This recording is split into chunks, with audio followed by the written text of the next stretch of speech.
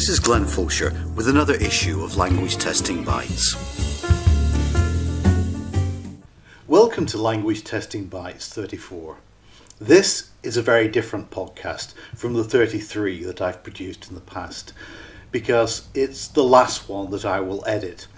From issue 35, there'll be a new podcast editor who will also be an associate editor of the Sage journal Language Testing, to which the podcast is attached.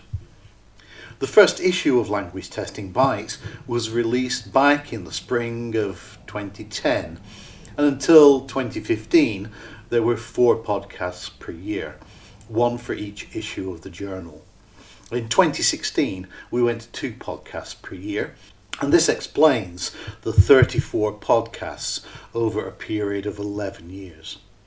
However, my association with the journal is much longer than this. I first joined the editorial board of Language Testing in 2001, when the journal was still published by Edward Arnold Press. I became co-editor of the journal with Cathy Elder of the University of Melbourne in 2007, and I finally stood down as editor at the end of 2015. So after 20 years of serving the journal in these various capacities, I think it's time to hand over the podcast to someone from the next generation of scholars and to leave the editorial board. This is part of the winding down of commitments prior to my impending retirement in 2024. Now, during the pandemic lockdowns of 2020 and early 2021, I have been rereading my favourite Stoic authors. And drawing this part of my career to a close brings to mind the penetrating analysis of life provided by Marcus Aurelius from Book 4, verse 36 of the Meditations. And I quote, "Some things are hurrying to come into being, others are hurrying to be gone. And part of that which is being born is already extinguished. Flows and changes are constantly renewing the world, just as the ceaseless passage of time makes eternity ever young. In this river, then, where there can be no foothold, what should anyone prize of all that races past him? It is as if he were to begin to fancy one of the little sparrows that fly past, but already he is gone from his sight. Indeed, this is the very nature of our lives, as transient as the exhalation of vapour from the blood or the breath drawn from the air." Reflecting on that passage, one of the things that I prize from the past 20 years and more is my service to this, the premier journal in our field of language testing and assessment. And in this final podcast, I'm firstly going to reflect on the philosophy that has guided my editorial practice during my time with the journal. And secondly, and perhaps more importantly, I'm going to revisit 3 podcasts that I have remembered because they provided me with those moments of sudden realization and insight that triggered my own thinking in particular areas. So firstly, editorial philosophy. While this may vary between edited volumes, a journal and a podcast, for me one principle holds in each case. I have never believed that it is the role of an editor to silence arguments or change the evidence or views of contributors, or to attempt to frame the content in such a way that it assimilates others to the editor's worldview. I've always believed that John Stuart Mill was absolutely correct in his position expressed in his essay on liberty that, and I quote, "Wrong opinion and practices gradually yield to fact and argument, but the facts and arguments, to produce any effect on the mind, must be put before it." End quote. Progress is not achieved without free debate and vigorous argument, and a recognition, at least on the part of an enlightened, and I may add enlightenment editor, that we all have the potential to be wrong.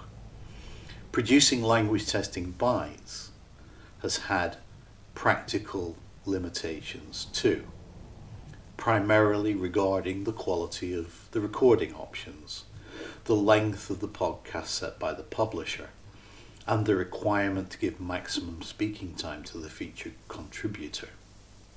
So putting the primary editorial principle into practice has resulted in a question answer format where the questions were not designed to challenge or question the contributor's views, but to provide hooks upon which the contributor could talk about their research questions, their methodologies, their findings, and what they think they were contributing to the field.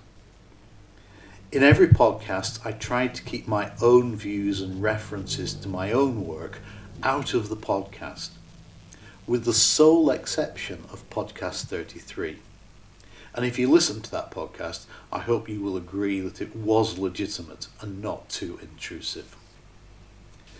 Looking to the future, I hope that the editorial philosophy that I have stuck with will outlive my 20 years with the journal, but I'm sure that it can and will take other formats rather than the format that I have stuck with.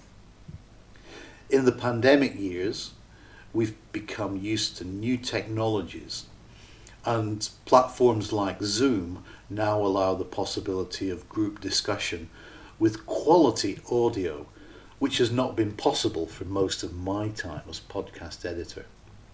Indeed, the first podcasts were recorded synchronously over a telephone using what was then a state-of-the-art earpiece microphone. The quality issues were considerable, especially as noise suppression and removal technology was in its infancy. But enough of what may be in the future, because that's not my decision to make, and enough of the technical issues of the past. The most important part of planning a podcast is content that challenges and informs. It gives new ideas, it leads to innovative research, and contributes to the growth of the field. So I come to the second part of this podcast, which is my personal selection of 3 moments from the 33 previous podcasts that I have edited. Now, any selection like this is inevitably personal, but these were moments that have stuck in my memory because they were wow moments for me. Examples of those critical episodes when we start to think about what we do in very new ways. And although I didn't plan this, one is from the very early days of the podcast, one from close to the middle, and the last one is very recent. So my first selection is taken from the very first podcast that I made, which featured Mike Kane talking about validation. He had just taken up the Messick chair at Educational Testing Service when I interviewed him in 2010, and he had written the validation chapter in the 4th edition of Educational Measurement, which was the successor chapter to Messick's validity chapter of 1989. And in the podcast, I quoted a paper by Chappell and her colleagues, in which they claimed that constructs were not necessary to the construction of interpretative arguments. And I asked him what he thought about construct definition. Listen again to my question and his response. Well, I'd just like to follow up on that and your definitions by asking about the place of constructs in your approach. I recently read a 2010 paper by Carol Chappell and colleagues in Educational Measurement Issues and Practice, entitled "Does an Argument-Based Approach to Validity Make a Difference?" And they say that they found the approach that you've just described to be a very practical and pragmatic approach to structuring a test design project, one in which they couldn't clearly define a construct and operationalize that construct. Now, what they say, and I'm going to quote this to you, is Keynes' organizing concept of an interpretive argument which does not rely on a construct proved to be useful.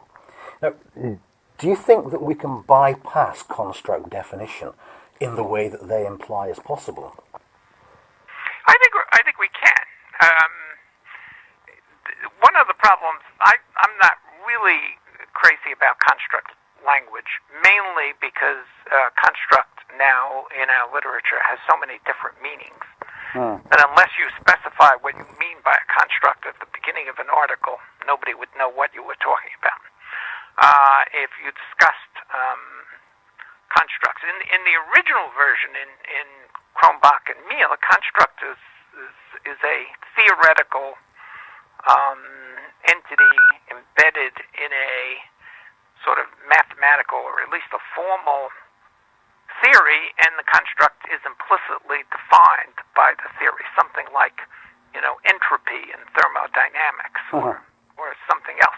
Now, we don't have constructs like that. We don't have theories like that in lots of areas in which we work. In a few, we might have something that approximates it. But that notion sort of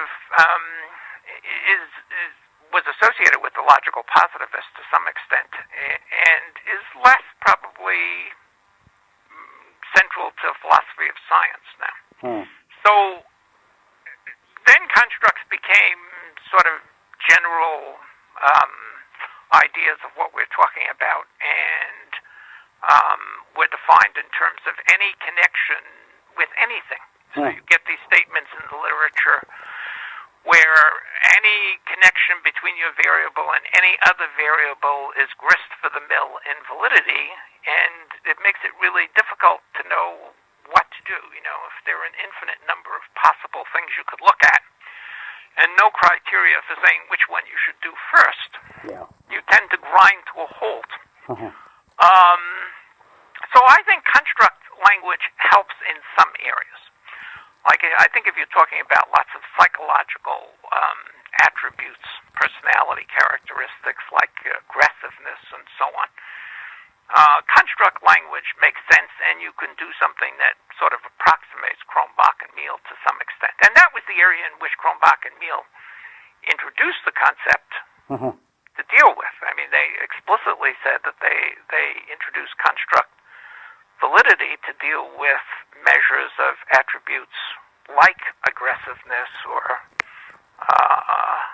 intuitive ability or something that couldn't be defined in terms of content domains and couldn't be defined in terms of predicting some criterion. So in some areas I think it works. In some areas I think defining content domains makes sense. And all of those can be subsumed under the general notion of an interpretive argument. So I prefer not to focus so much on construct language, mainly because I think it has so many meanings that it's meaningless now. Until this moment, I'd always thought of the argument approach to validity, which is now mainstream in educational measurement, as building upon Messick.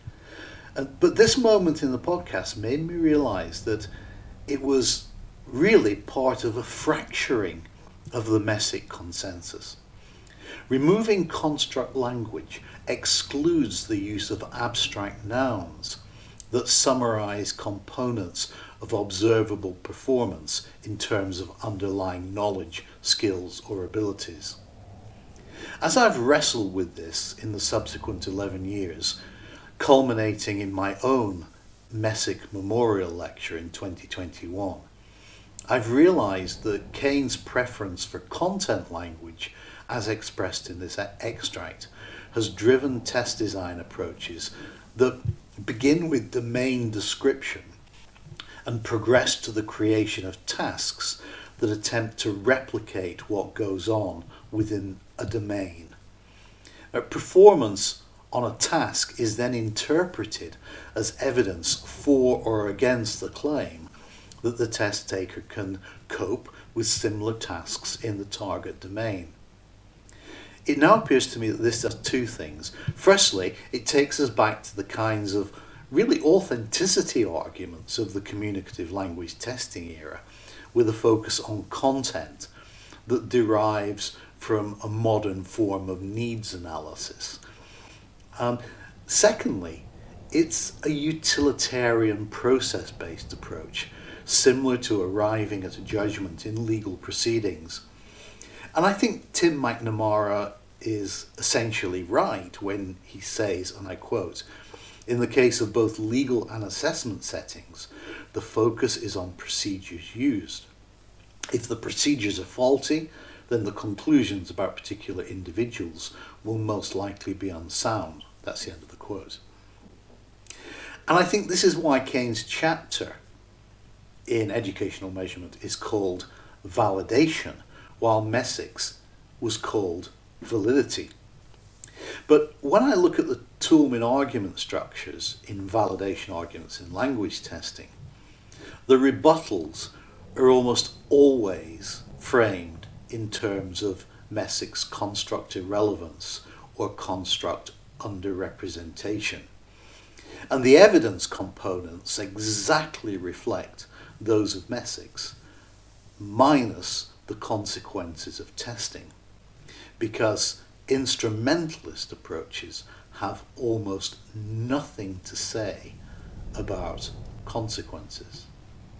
Now, the appropriation of Toulmin argument structure to validity in language testing is no doubt a major contribution, and it will endure, I am sure. But I do not believe that the abolition of construct language has been at all helpful. My second extract is from the podcast that I made with Alan Davis in 2013 on assessing academic English. Alan was a towering figure in applied linguistics and language testing. I could have made many excellent podcasts just by interviewing Alan on topics as diverse as ethics and consequences, the native speaker, and uncertainty, to mention but a few. He was a polymath with expertise from philosophy and language to measurement theory. But in this extract, he talked to me about his 2008 book on testing academic English, in which he referred to the English language testing system, which was the forerunner to what we now know as IELTS, as a communicative interlude. I asked him what he meant by this, and here is his response. At the time, this would have been in the mid to late 1970s, mid-1970s, I suppose. There was a strong influence of work on English, or indeed language, for specific purposes. That was very, very fashionable at the time. And the British Council in particular had become interested in that, partly because of the work of one of their officers, John Munby, who had written his PhD thesis, which was precisely on that issue. They were very influenced by that. One of his colleagues in the British Council, Brendan Carroll, was particularly interested in it, and it was Brendan who took this on. The communicative idea was at the time that what the test should do is to simulate as far as possible the demands placed on students when they were studying in this country, in their subject areas. And so there were two things really involved. So it was thought. One, the fact that they needed to interact with other, with their teachers and so on. And the more important one was that they needed to know the English of their subject area. And so the English language testing service test was communicative largely because it set out to provide different tests for different academic areas. In point of fact, it didn't get further than 6 areas. And these 6 areas were related to the different departmental distinctions that the British Council itself, when it was receiving students and assigning scholarships. So there was a test for medicine, for example, and there was a test for engineering, and there was a test for social studies, I think, or social sciences. Why do I call it an interlude? Well, the fact is that it proved to be very, very difficult to apply. The English Language Testing Service was developed towards the end of the 1970s and put into action and lasted for a further 10 years. So it was actually put into use. And it was, as I think I say in the book, in spite of its difficulties, it demonstrated the kind of creative approach to testing, and also it showed the real difficulty of trying to test in exactly the same way as you might teach required a large amount of material in order to provide tests for all these different areas. And I call this the problem of the logic of language-specific testing. The problem was that it was necessary in a proficiency test, divided into 6 or a small number of areas. It was necessary to provide for all in those areas. And to do, there was a kind of regression to the mean, as it were, in the sense that it was necessary to reduce difficulty and the speciality of the area so that it fitted everybody in that area. Good example that is often quoted was that in medicine, if you're going to have a test of medical English, what is it you base it on? Do you base it on texts for psychiatrists, for example, or for surgeons, or for physicians, or for anesthetists, or what is it you do? Because many of those who came here to study medicine had themselves already gained qualifications in their own country and indeed already begun to specialize in different areas. And some of them were years from general medicine, which is what they had studied in the first place. And so what they found was that the test was too specialist enough for them. And so the inevitable was that in order to make a test apply to everybody taking it, it had to be very easy, rather like a Reader's Digest test. And that's what I've called the problem, the logic or the illogic of language-specific tests, and also why it was an interlude, because it was found during the 1980s that this was not satisfactory. I don't think the issue of which Alan Davies was so much aware throughout his long career has ever gone away. Alan made me think about the relationship between the statement of test purpose, test design, and how these impact on the soundness of inferences we can draw from a score to likely future performance in non-test settings. Charles Alderson and Caroline Clapham were also hugely important in this debate about how specific is specific. And today, we still face arguments at opposite ends of the spectrum. So on the one hand, we get arguments like those that Fred Davidson and I use in our test retrofit argument, that any deviation in test use from its original purpose should not only result in the production of new validity evidence, but that the test itself should be retrofitted with new content, new tasks, new scoring mechanisms that are relevant to the new purpose. And that's driven by new test constructs. And at the other end of the line, there are claims that sentence repetition tasks elicit information on language processing that can be scored, and the score meaning can be generalized to draw inferences about likely performance in real-world academic contexts. Now, this isn't just a difference, a technical difference about generalizability, but a fundamental issue of whether the observable and countable performance elements are direct evidence of cognitive language ability, or whether these observable elements require interpreting through high inference categories. Because, as the argument would go, language is a shared human resource for making a multiplicity of meaning that goes well beyond what is countable.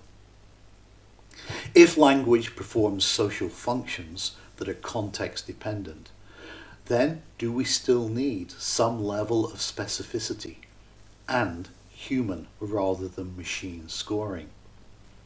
These are not just language testing issues, they're philosophical questions, which is why Alan Davis was so good at addressing them.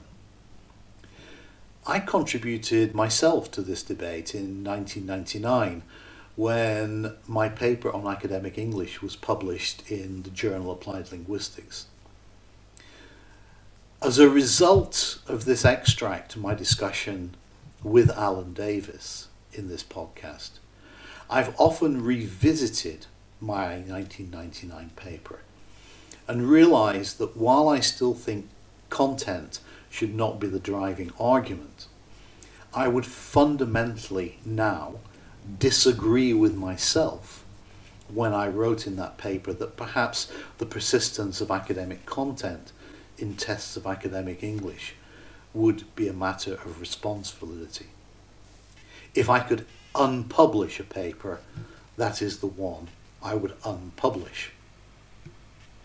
But perhaps this is the lesson to draw from Alan's extract and how this podcast has changed my thinking. Language testing is not just a matter of language testing.